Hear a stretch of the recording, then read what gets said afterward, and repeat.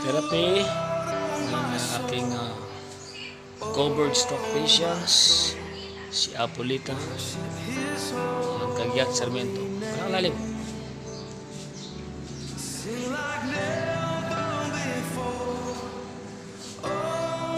Guys, so 2 months na po siya nati-therapy. Ayan.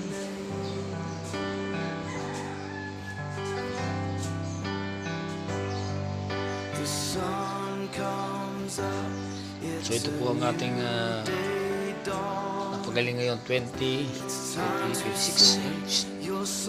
Yan po ay March 24. Whatever may pass and whatever lies before me.